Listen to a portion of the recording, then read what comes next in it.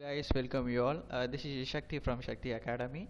Please like our video and share. Don't forget to subscribe our channel. Press bell icon so that you could get updated videos of our channel. Right?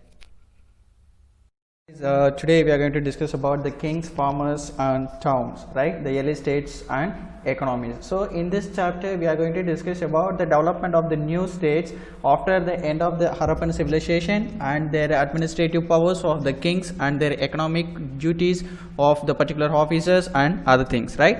So in chapter 1 we have discussed that how did the Harappan civilization have end and what are the sources, like Harappan civilization have ended with the natural calamities and flooding and soil erosion and other things, right? So after this, what are the things had happened and what are the main changes happened in this early states that we are going to discuss in this chapter, right? So you know this, after the end of this civilization, after the end of this Harappan civilization, the Rigveda was composed, right? The Rigveda was composed along with the Indus and its tributaries. Then the new agricultural settlements have happened in the several parts of this subcontinent, and the new mode of disposal of the debt, like making megaliths and other things, and the new development of new cities and the kingdoms, and the major turning points of the early Indian history. Then the growth of 16 Mahajanapadas, right? I think you heard about this Mahajanapadas already have studied in class 6, and growth of 16 Mahajanapadas, many kings were ruled among these 16 cities, right? And these among these 16, some were known as Gonas and some were known as Sanghas and other things. Then after that, the development of the new king is known as the Mahara became the most powerful among these 16 Mahajanapadas, and emergence of the Mauryan Empire, like Chandragupta Maurya, who was considered as the founder of this Mauryan Empire and who extended the control up to Afghanistan and Palestine, right? And he is a great grandson Ashoka, considered as the most powerful farmers ruler who conquered Kalinga. So like this, the various literature things and the sculptures and also an inscription and other sources and other travel account all have been excavated and recovered after the end of this Harappan civilization, right? So in this chapter, the first thing is Princip and Piazzas. So the Princip and Piazzas is nothing but, here in 1830 the James Princip was appointed as the mint of the East India Company, and after the appointment of the James Princip, he have taken the two things like Brahmi and Strauti to know about the earliest inscription and coins, right? So in this Brahmi and Strauti, he have noticed that the kings referred as the Piazzas. So here the literary meaning of the word Piazzas is nothing but pleasant to behold. So the word pleasant to behold may be the title of the kings, right? So not only he have taken the two things like Brahmi and Strauti, but also he have taken the few inscription which also refer to the king as Ashoka, who considered as one of the most powerful ruler, and which was mentioned in the Buddhist text, right? Then the development of the earliest states, as you know that in the 6th century BCE, there were the new development of the Mahajanapadas, like growing of the 16 states and the development of the coin age and the use of iron and other things, right? So in the early Buddhist and the Jaina text mentioned that among the other things 16 states were developed, which was known as Mahajanapadas. Although these among the 16 Mahajanapadas, they have given the some list of the various names such as Vaji, Mahada, Koshala, Kuru, Panchala, Gandhara and Avanti occur frequently, and these cities were our most important Mahajanapadas, right? So while most Mahajanapadas were ruled by kings, and some were known as Ganas and some kings were known as Shangas, right? And these were often sharing their powers by numerous men and women. Also these people also considered as the Rajas, right? So among the 16 Mahajanapadas, each Mahajanapadas are owning their capital city, and this city often fortified by the king, right? Then from the 6th century BC onwards, Brahmins began composing the Sanskrit text, which was known as Dharma Shastra. So here the Dharma Shudra is nothing but which contains the norms for the ruler, especially like Kshatriyas, right? So these norms including the collecting the taxes and maintaining the administration and power sharing and the economic and other things, right? So that's what here the Dharma Shudra is often considered as the most powerful taxed by Brahmins.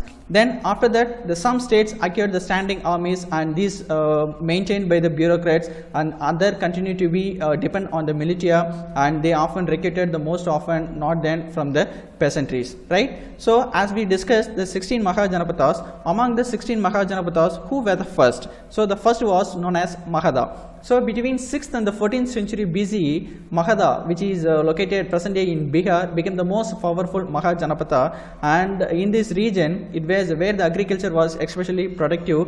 Besides, it was rich in natural resources and animals like elephant, and it became one of the important part of this army and could be procured from the forest spreads of this region. So here Ganga is a river which is one of the tributaries, provided a means of the cheap and convenient communication to the city of Bihar, right? So Magadha attributed its power to the policies of individual, ruthless, ambitious kings, of whom Bimbisara, Ajatashatru and Mahabhatmananda are the best known, and their ministers who helped implement their policies. So here the Magadha kings like Bimbisara and Ajatashatru were placed in the Buddhist and the Jaina texts. So what the Buddhist and Jaina texts are telling about the kings is nothing but they were the ruthless as well as the ambitious king. Also they were very calm and the pleasant king, as well as the ministers who helped them to implement their policies to make them to become the successful ruler among this subcontinent. Then the capital city of this Magadha was Rajagaha, which is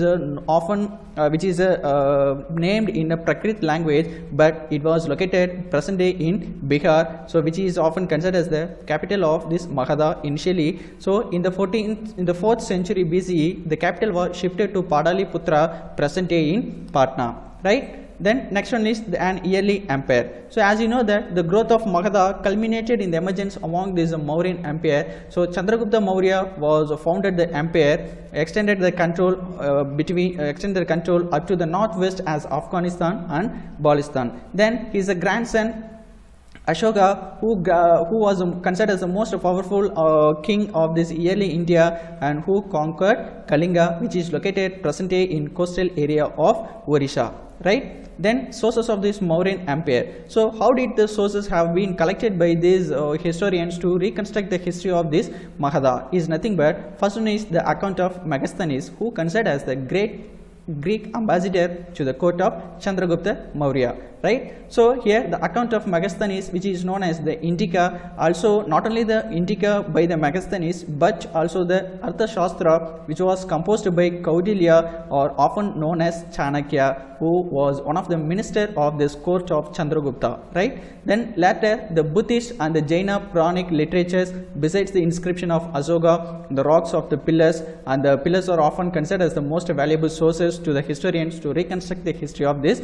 Mauryan empires, right? Then Dhamma. So here the Chandragupta Maurya, especially the kings like Ashoka, Chandragupta Maurya and other Magadha kings were strictly followed the rules of Dhamma. So here Dhamma is nothing but the norms of Dharma, which included and which taught Ashoka to respect towards elders. So first one is Ashoka learned from Dhamma is nothing but respect towards elders and generosity towards Brahmins and those who were renounced of worldly life, and treating slaves and the servants kindly, and respect for religious and the tradition other than one's own. According to him, this is to ensure the well-being of the people in this world. Special officers, yes. So here Ashoka have learned some of the things from the Dharma, like respecting the elders and generosity towards the Brahmins and giving respect to the other religions and other things. And after that, to spread out the ideas and the thoughts of this Dharma, here Ashoka has appointed the special officers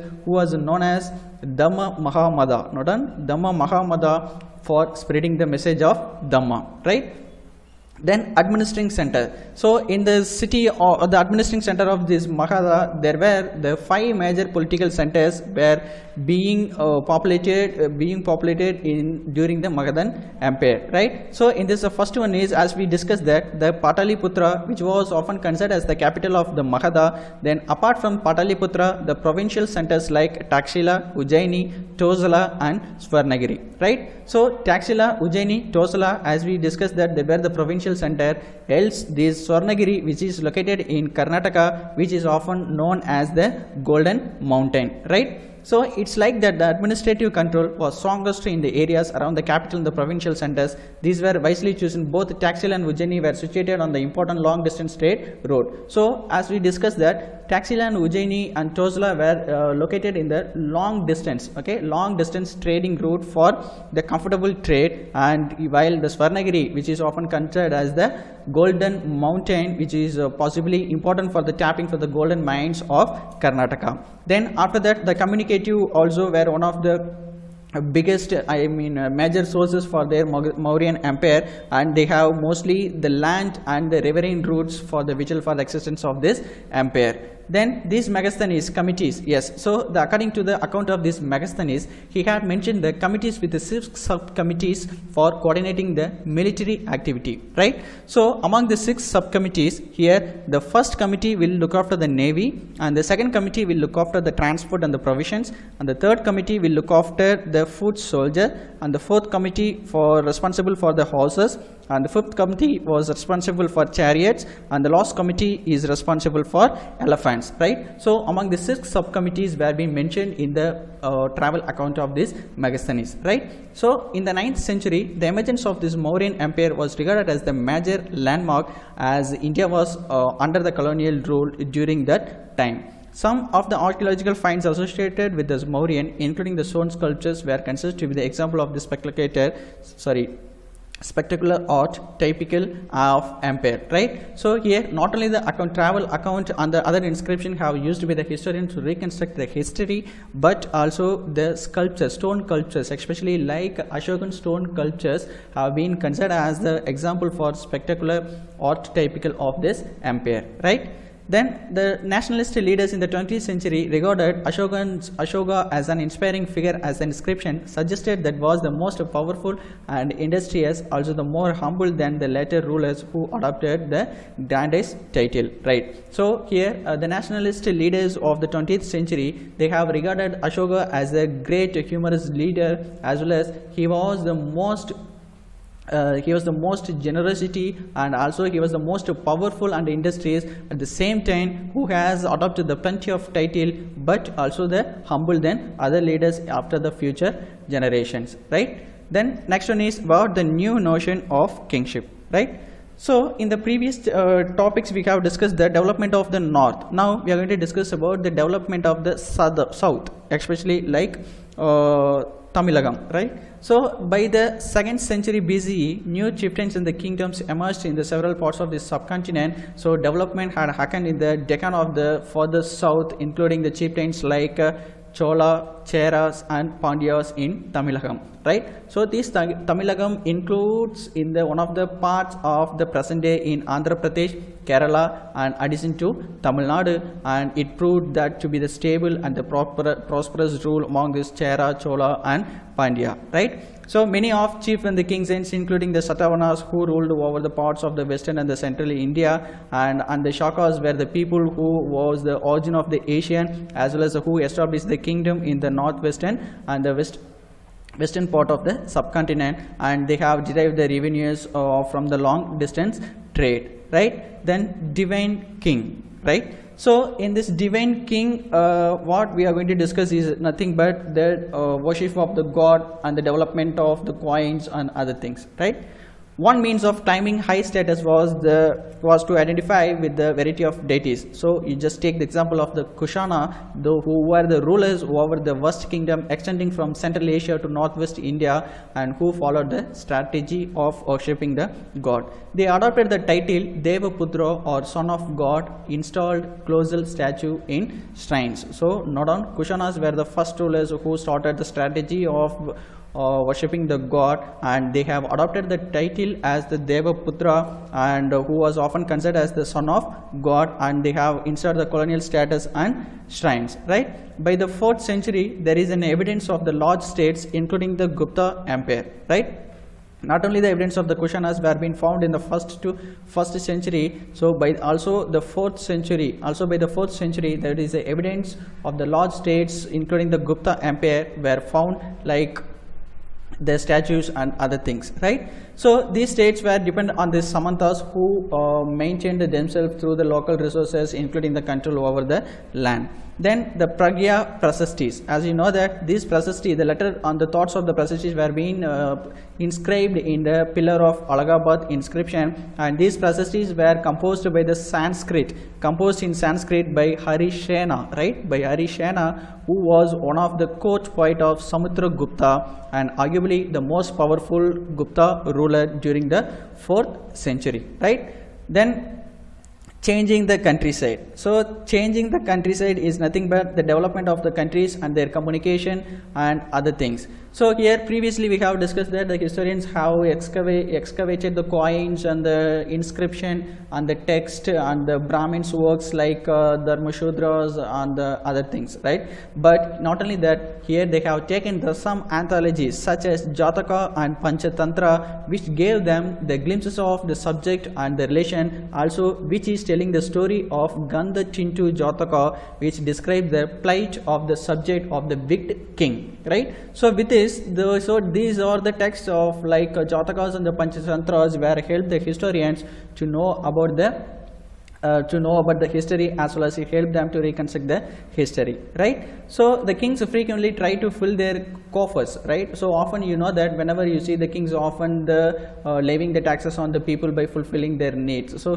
fulfilling their needs is not only the king's needs but also the country's needs, like administration, economic and other things, right? So this is particularly they are levying the taxes on the peasants, and due to that you know that what are the problems have happened after the days, right? So in certain strategies aimed at increasing the production to meet the growing demand for the taxes were adopted. For example, shift to the plough agriculture, which spread the fertile alluvial river valley such as those of Ganga and Kaveri from 6th century BCE. Also, the production of paddy was dramatically increased by the introduction of transplantation. So here the new system of this agriculture were being followed during the 6th century in the river bank of the Ganga and Kaveri, which has the plenty of the alluvial fertile alluvial soil, and which is comfortable for growing paddy, right? So here the people used the transplantation method. So as you know that transplantation method is nothing but the system of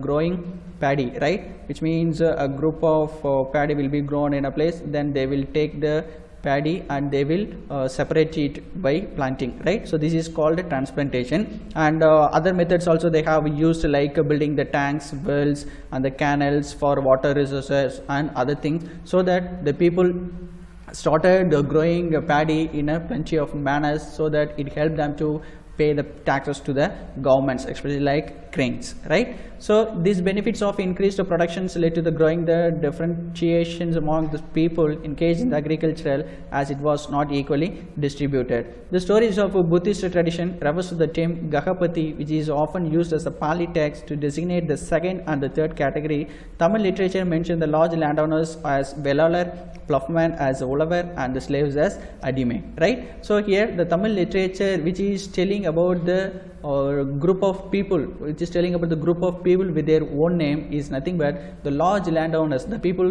whoever owned their large land as known as Velalar, and the ploughmen are known as Ulavar, and the slaves are known as Adime in Tamil literature, right?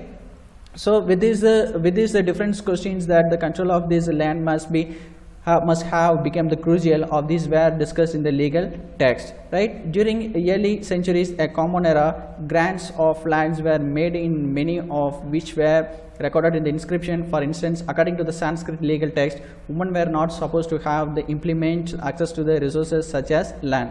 So here in the late centuries, what Brahman text is telling about the property owning of women is nothing but the women are not supposed to have the independent access like resources such as the land and other things, right? But here some of the